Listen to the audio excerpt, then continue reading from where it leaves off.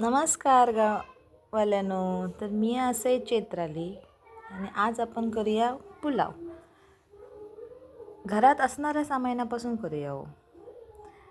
तांदूळ धुवून घेतलं, फोडणी तेल, जिरा, लवंग, मिरी, एक वेलची, कांदो बरोबर लालसर वेसर परतून घेतलं आणि मग त्याच्यात घातलं मिरची उभी चिरून 2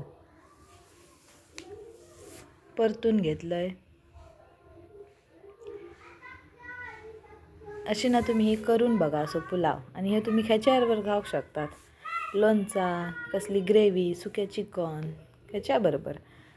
मग यानं घातले भोपळी मिरची, गाजर आणि बटाटो. हे सगळ्यांना जरासा मोठा मोठा चिरून घालू. खूपही बारीक नाही, खूपही मोठा नाही, मध्यममध्ये चिरू आहे.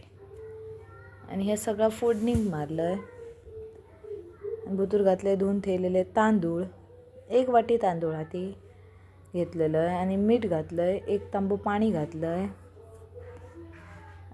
आणि तूप घातलं आहे आणि 3 शिट्टी काढून घेतलं आहे. बघा फळफळीत शिजलं,